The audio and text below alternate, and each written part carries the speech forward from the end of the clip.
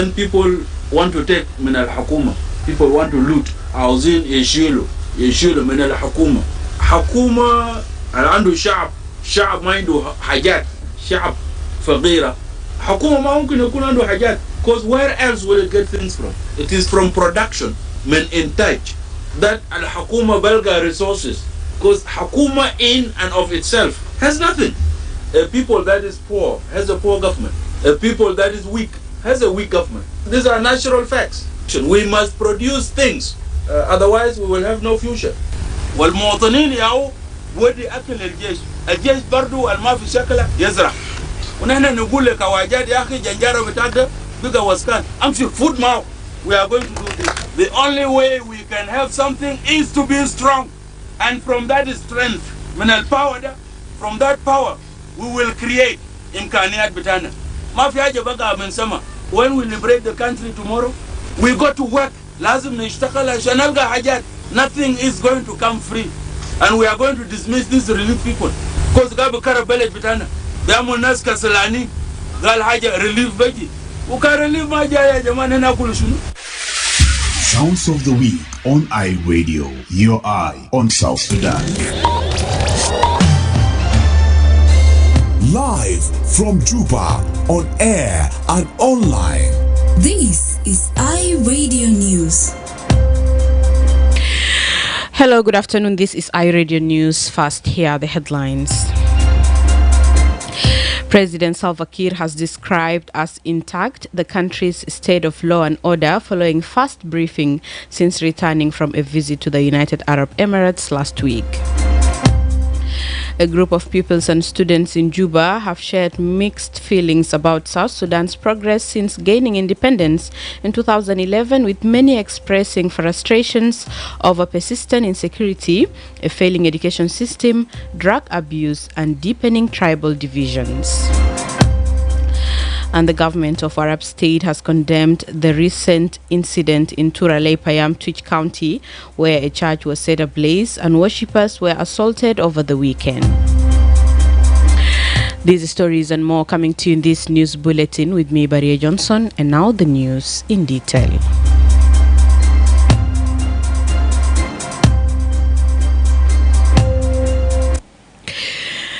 President Salva Kiir has described as intact the country's state of law and order following first briefing since returning from a visit to United Arab Emirates last week.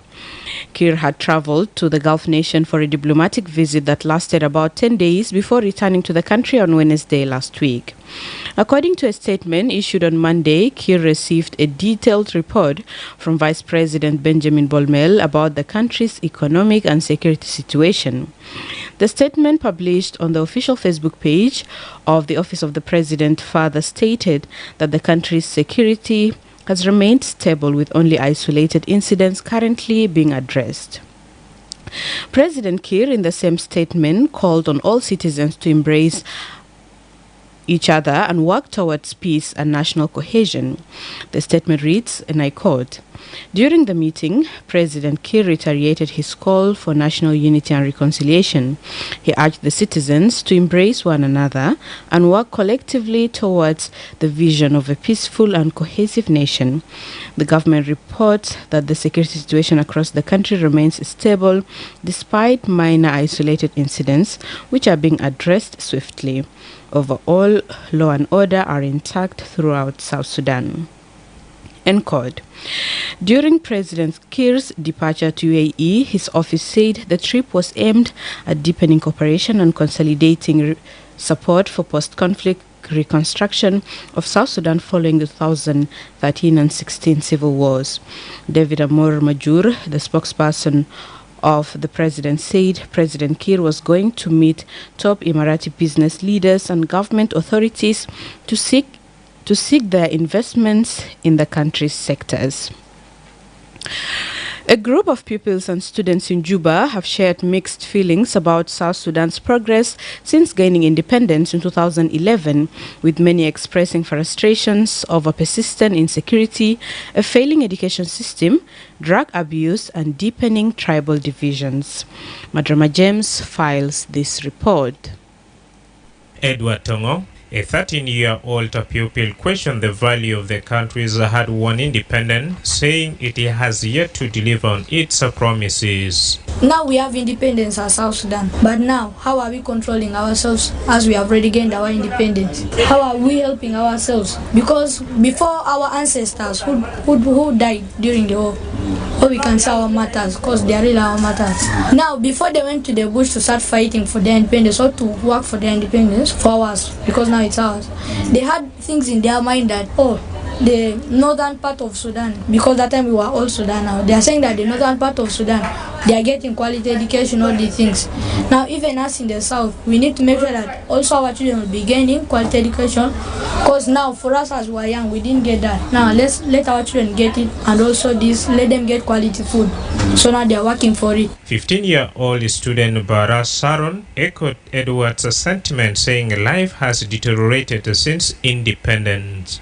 When this country got its independence on 9th July 2011, the situation of the country was fine. I was born by that time, I was already born. I was born 2010. So the country's economy, even the health sector, even the education sector, even the security was fine compared to these days. Now when we see these days, everything has gone astray. The economy has gone astray. Education has gone astray. Health has gone astray, whereby we see that children are suffering because of this situation. Therefore, I would like to appeal to the government to stabilize the economy, to enable that there are building of facilities in the teaching facilities, the health sectors, whereby the children are able to enjoy the services. Even people should stop war. The political situation should stabilize so that the children are able to access each and everything freely. 17-year-old student Amina John said ongoing violence in regions like Nasir and parts of Upper Nile and Bahr al-Ghazal has robbed many children of access to education. So those that fought to liberate our country, they had the vision of making South Sudan a country where all the children in it get access to quality education. But since 2011, when we gained the independence, our right to education was hijacked. And that was because of the wars in 2013, 2016. And as we are talking right now, there is war in the Upper Nile, the Greater Bahr el-Ghazal, of which it is depriving the children in those areas from getting access to education, because learning needs a conducive environment for one to learn.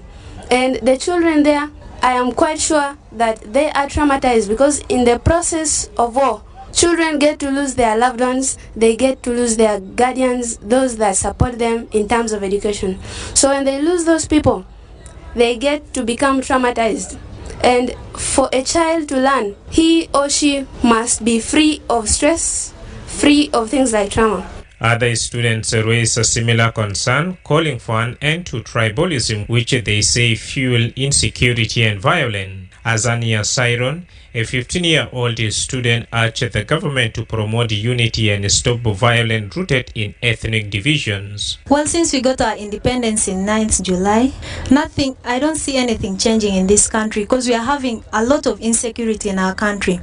Like, for example, tribalism, whereby a Dinka may fight with a certain tribe, fighting against maybe cows or something like that, which is causing too much war in the country, whereby students are fearing to go to school, kids are too scared, they may think they will be part of the war. Kids and women are mostly affected because they are the ones that do not have actually much of the effort to fight for themselves. So I would like to appeal the government, my appeal to the government actually, they should stop this tribalism. People should come together and live as one nation, South Sudan. Not as I am this tribe and I'm the other tribe. We should all live as one so that it will improve at least on the things. Meanwhile, Manas Alfred Modi, 13, raised an alarm over the rise in drug abuses among young people, calling on authority to raise taxes on substances like cigarettes and tramadol to discourage access. That most thing that have killed a lot of our civilians or citizens of South Sudan is drug. Drug is a substance when taken to the body can either there is positive or negative results. So you behave like a mad person, or you behave narrowly, or you behave angrily or happily.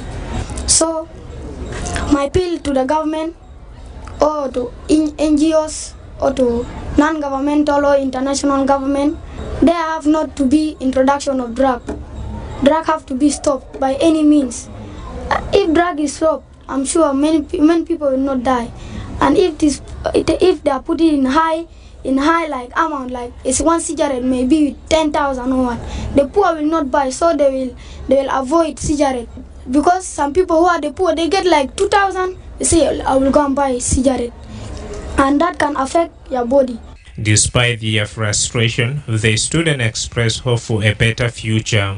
Edward Tongo noted that as the world's youngest nation, South Sudan still has a potential to grow and improve. South Sudan gained independence from Sudan on 9th July 2011 after decades of civil war. 14 years later, young citizens are calling for peace, justice, and better leadership to safeguard their future.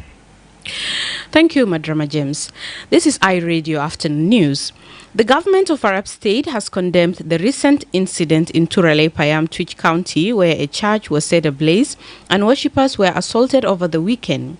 Speaking to iRadio yesterday, the regional president of the Seventh-day Adventist Church in the Greater Bahr el Ghazal said the attack occurred on Saturday, 5th July, when a group of residents stormed a worship service and demanded that prayers be stopped.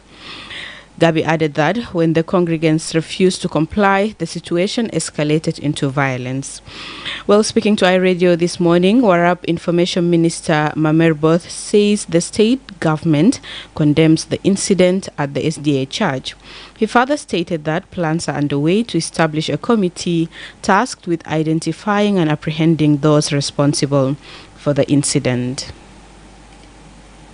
We are preparing now to establish a committee to apprehend those criminals. That thing happened and is condemned, and totally condemned by the government. That is uncalled for. It's not yet formed, but it will be formed too. No arrest has been made yet. Here now, I didn't receive any report concerning the culprits that are arrested. This is not the first time members of the Seventh-day Adventist Church have faced hostility. Last month, police in northern Bahr el Ghazal arrested a 15-year-old boy in connection with an attack on a Seventh-day Adventist church in Warawar, Awil East County. In 2022, an Adventist church was burned down in Gogrial East, Warab State. The Undersecretary of National Ministry of Peacebuilding, Pierre Philip Michael, is urging the citizens to embrace peaceful means of resolving conflicts. His remarks come as the country marks its 14th independence anniversary amid ongoing reports of communal violence and insecurity in various regions. Speaking in an exclusive interview on iRadio's Sundown show yesterday, Undersecretary Pierre said that violence cannot bring about lasting peace, adding that peace building must be a collective effort. Peace building, ya Jamaa, is a collective responsibility. And if today, all South Sudanese, if we say today we will stop to resolve our differences by force, by fighting, we will stop cattle raiding, we will stop revenge killing. Somebody killed my son, I will also kill their son. If we decide today, peace comes when people decide to build peace and resolve their conflict in a peaceful manner. There is no amount of violence that can bring peace, no amount of guns, no amount of violence. And there is nowhere in history where a community wiped out another community by force completely. It is not there. Every wars, First World War, Second World War, community war between countries, came to peace during the time when people decided to talk.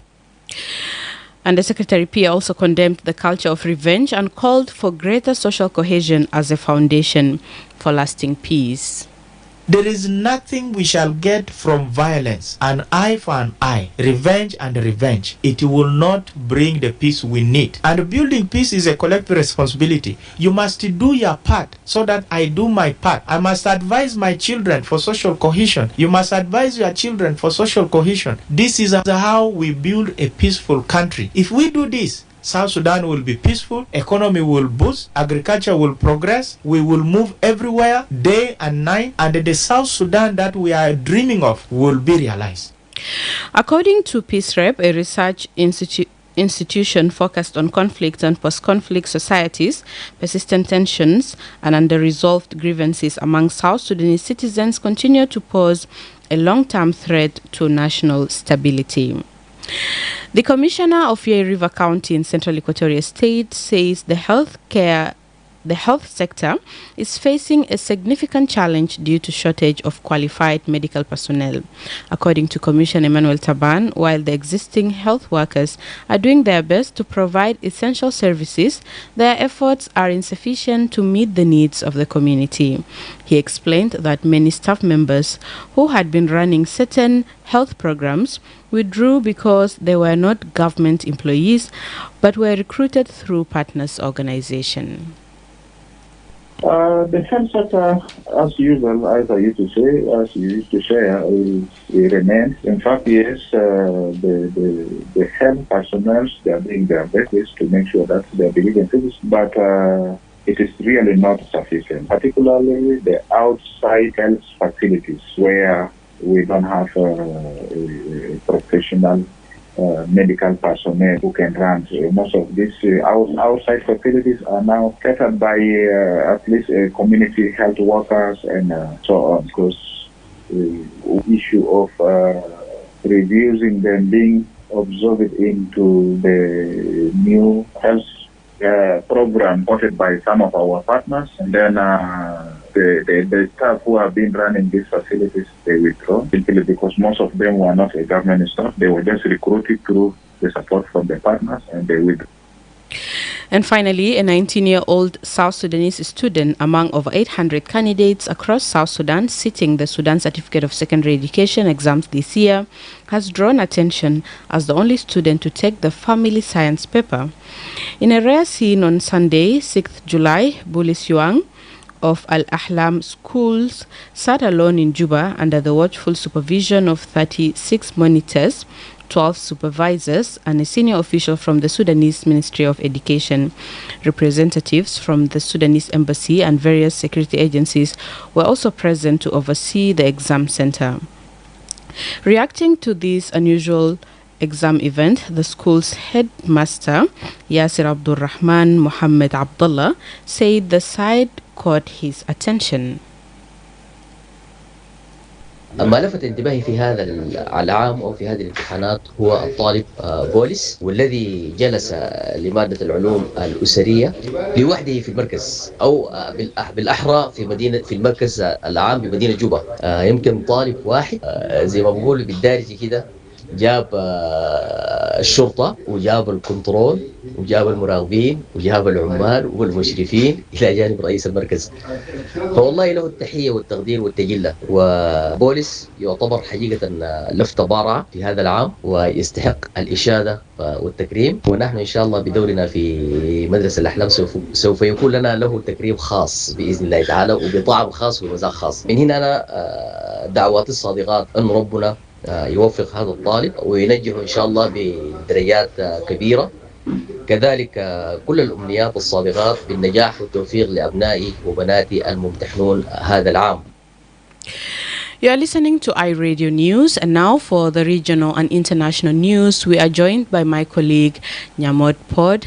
Good afternoon, Nyamod. Good afternoon, Baria. Let's have a look at the stories making headlines in Africa and beyond. South Africa's President Cyril Ramaphosa has opposed what he calls the unilateral higher trade tariffs imposed on his country by the U.S. U.S. President Donald Trump announced on Monday that he will subject imports from South Africa to a new 30% tariff from August 1st. It is the only African state affected by his latest announcement, reflecting his strained relationship with Ramaphosa's government. Elsewhere, 4 workers were killed and at least 22 others were injured in a fire that broke out on Monday at a key data center in Cairo. Hossam Abdel Jaffar, the spokesperson at Egypt Health Ministry, told Reuters on Tuesday. The blaze at a Telecom Egypt Open's new TAP facility, which state TV said was contained on Monday, caused disruptions to communication across the capital. Egypt's Minister of Communication and Information Technology, Amr Talat, said in a statement on Tuesday that services will be gradually restored within 24 hours. Finally, King Charles and Queen Camilla are to welcome French President Emmanuel Macron and his wife, Brigitte,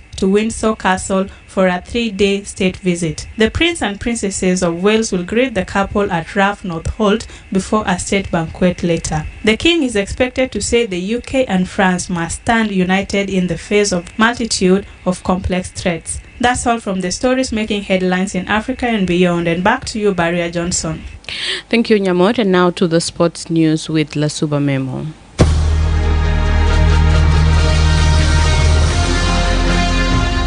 Thanks, Baria Johnson. In the world of sports, let's begin at home. One man identified as Teng Deng declared his candidacy for the South Sudan Football Federation presidency ahead of the August election. Hundreds of passionate sports fans in Juba attended the event in Juba yesterday. Mr. Teng Deng becomes the first contender to step forward for the highly anticipated August 15th election. The declaration follows the announcement of the electoral timeline by the SSFF Electoral Committee last week, setting the stage for what is expected to be a competitive race for the top football leadership post in the country. The SSFF election on August 15 will determine who leads the federation into the next chapter of football development in the country.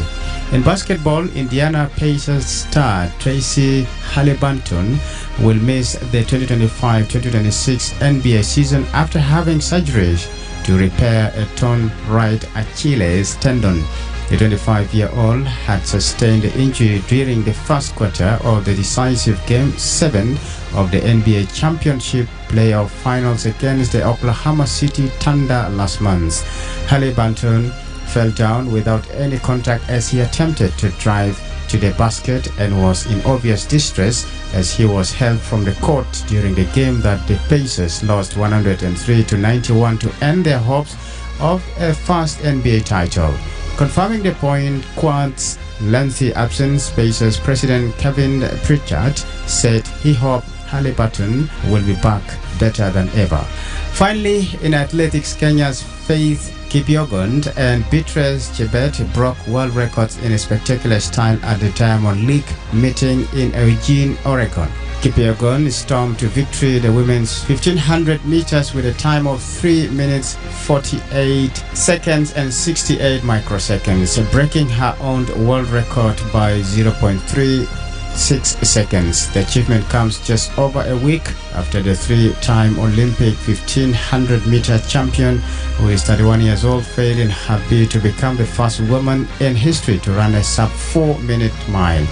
Her compatriot Chebet set a new women's 5,000 meter record with a time of 13 minutes 58 seconds and 06 microseconds, having more than 2 seconds off the previous record set by Ethiopia's Gudev Segei in Eugene 2 years ago. Chebet 25 now holds both world records and Olympic titles in the 5,000 meters and 10,000 meters. That's all in the world of sports. Back to you, Baria Johnson.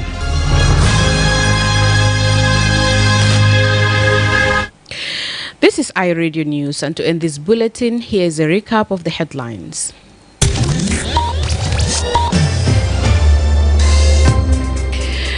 President Salva Kiir has described as intact the country's state of law and order following fast briefing since returning from a visit to the United Arab Emirates last week. A group of pupils and students in Juba have shared mixed feelings about South Sudan's progress since gaining independence in 2011, with many expressing frustrations over persistent insecurity, a failing education system, drug abuse, and deepening tribal divisions. And the government of Arab State has condemned the recent incident in Turale Payam, Twitch County, where a church was set ablaze and worshippers were assaulted over the weekend. That's the end of iRadio Afternoon News. If there is a story or an event you would like iRadio to cover or report about, please send us a text message on +211 925 287870. It's also our WhatsApp number. Follow us on X at iRadio Juba, like our Facebook page, iRadio. Subscribe to our YouTube channel at iRadio South Sudan. You can also visit our website and listen to us online at www.iradio.org.